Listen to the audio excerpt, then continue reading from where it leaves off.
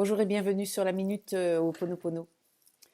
Alors, j'imagine que certains d'entre vous ont déconfiné et je ne sais pas exactement comment ça se vit dans le monde parce que, bon, c'est vrai que je regarde pas la télé, j'ai pas trop le temps et ce que je vois, en tout cas pour moi, c'est que il n'y a aucune différence. Ce que j'ai réussi à ouvrir à l'intérieur de moi dans le déconfinement, eh bien, dans le confinement est ouvert dans le déconfinement. Et il me semble qu'on en avait déjà parlé. Si vous avez attendu que le déconfinement se fasse pour vivre ce que vous aviez réellement à vivre à l'intérieur, et pas ce que vous projetiez, si vous projetiez que vous pourriez aller voir des amis, ça veut dire que vous étiez dans le désir de lien. Eh bien, le désir de lien peut se faire avec soi-même, avec la personne qui est euh, dans la maison, avec des personnes qu'on voit en visioconférence. Et donc, si vous n'avez pas créé du lien pendant le confinement, il n'y a pas de raison pour qu'il y ait plus de liens dans le déconfinement.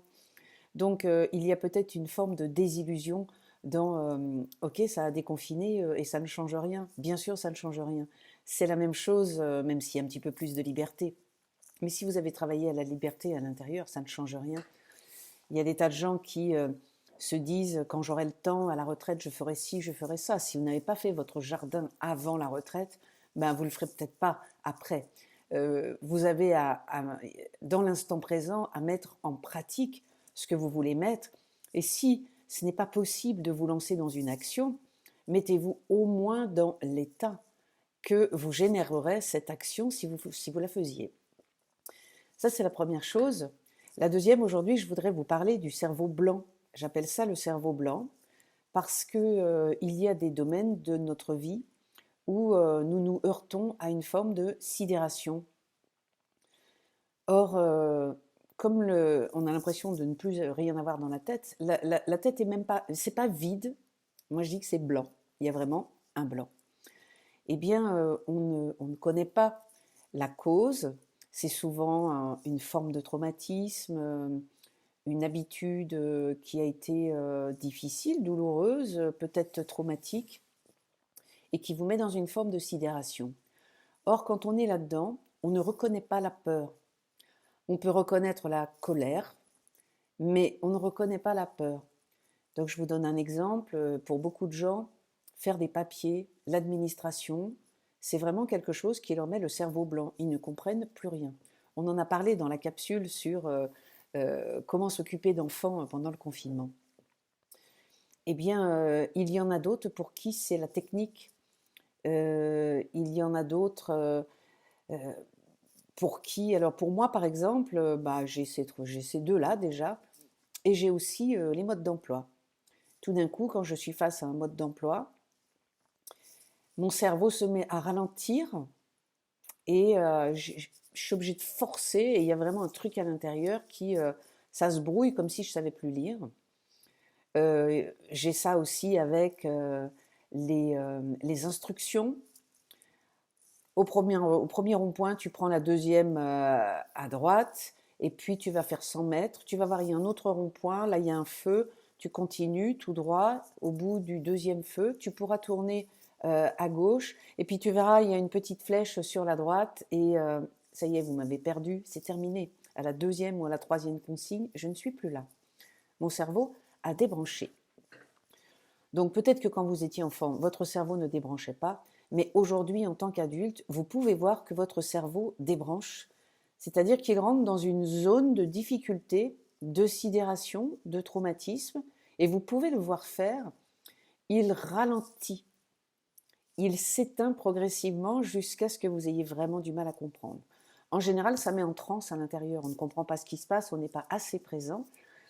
Et donc, du coup, on se met en colère contre la personne qui ne nous aide pas, puisque, en général, on a vraiment besoin que quelqu'un nous donne un coup de main, puisqu'on ne sait plus faire. Ou on est en colère contre soi parce qu'on ne sait pas faire. Ou on procrastine, on se dit « Ouh là là, c'est trop compliqué, je verrai ça demain ». Donc, ne prenez pas ça à la légère, il y a des super mémoires derrière. Qu'est-ce qu'il peut y avoir comme mémoire? Des mémoires où on vous a demandé, trop jeune, de savoir faire des choses que vous ne saviez pas faire. Donc, vous voyez, aujourd'hui, l'ordinateur, vous savez faire. sauf que comme vous n'êtes pas né avec un ordinateur et un smartphone dans la main, dans la régression, l'ordinateur n'existe pas. Dans la régression, les papiers administratifs pour une enfant n'existent pas. Et dans la régression, un mode d'emploi pour quelqu'un qui ne sait pas lire, ça n'existe pas. Donc vous voyez, au moment où le cerveau régresse, se met à ralentir, se met à s'effacer, eh bien, vous passez vraiment dans une capsule du passé, à un âge où vous ne savez pas faire. Donc c'est important de le noter, déjà parce que sinon vous allez un petit peu embêter votre entourage, parce que dans la panique, vous allez demander de l'aide, mais vous allez avoir des gens qui répondent pas gentiment, parce que vous êtes dans la panique, donc ils vous répondent dans leur panique de j'ai pas le temps, dans leur panique de arrête de peser aussi lourd, et dans la panique de ne me donne pas des ordres. Donc vous voyez, ça sème un petit peu la panique aussi chez l'autre, donc reconnaissez ça.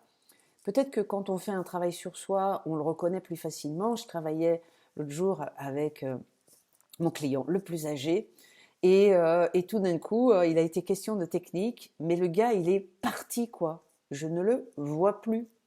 J'ai beau lui dire, son cerveau n'est plus là, il ne me voit plus, il est dans une régression et il ne le sait pas. J'ai régulièrement comme ça des clients en séance qui tout d'un coup, on tombe sur un sujet et le cerveau se ralentit. Donc votre travail à vous, c'est juste de sentir que le cerveau se ralentit parce que vous avez une pépite derrière. Il y a une mémoire, même si vous ne savez pas laquelle. Comme en plus vous êtes dans la sidération et dans l'extinction du cerveau, vous ne savez pas que vous ne savez pas. Donc là, vous n'avez pas d'autre choix que de ramener la conscience. La conscience de mon cerveau s'éteint. Vous voyez que c'est ce qui manque dans des maladies comme Alzheimer.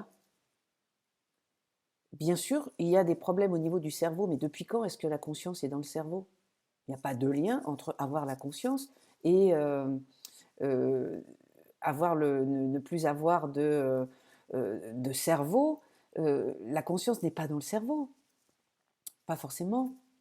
Il y en a qui l'ont derrière. En général, on met la conscience au niveau de la pinéale. On va dire, c'est l'endroit commun où, de façon très inconsciente, les humains mettent leur conscience. Mais votre conscience n'est pas forcément là.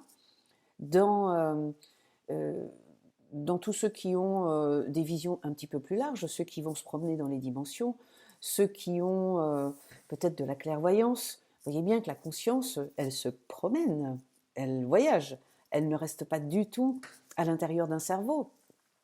Si vous avez, par exemple, des enfants autistes ou qui sont multi-handicapés, vous ne pouvez peut-être pas parler parce qu'au niveau du cerveau, le siège de la parole n'est pas sollicitable, mais vous pouvez être sûr, avec des techniques comme la psychophanie, si vous connectez à l'âme de votre enfant, elle est là tout de suite. La conscience aussi.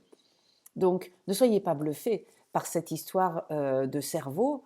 La conscience n'a jamais été dans le cerveau. On peut dire que quelqu'un qui aurait travaillé sur lui et qui aurait Alzheimer aurait la conscience d'avoir le cerveau éteint. C'est ce que je vous propose de regarder sur certains sujets de votre vie. Et on sait bien sûr aujourd'hui que Alzheimer, c'est je décide consciemment ou inconsciemment d'éteindre mon cerveau pour ne plus jamais revivre un traumatisme de mon enfance. Donc il y a d'autres facteurs, certainement des facteurs héréditaires. Je veux dire, la médecine va vous expliquer tout ça. Moi, je vous explique ce qui se cache derrière. Ce qui se cache derrière, c'est que c'est un endroit où je ne veux pas mettre la conscience. Parce qu'on pourrait très bien vivre un Alzheimer avec la conscience d'être dans Alzheimer.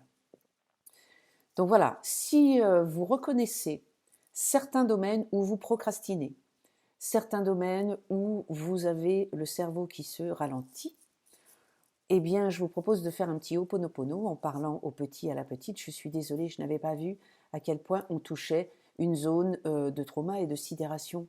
Pardonne-moi de projeter ça sur des sujets adultes comme la technique ou l'administration, alors que tu me dis que ça vient de ton enfance, ça vient aussi de tout ce qu'on t'a demandé sans te soutenir, sans t'enseigner en imaginant que tu devais savoir faire tout seul. Je pense notamment aux frères et sœurs à qui, aux grands frères, aux grandes sœurs à qui on a demandé de s'occuper des petits, euh, aux enfants qui, à 5 ans, devaient savoir s'habiller, cavaler à l'école. Vous voyez bien que le cerveau n'est pas prêt.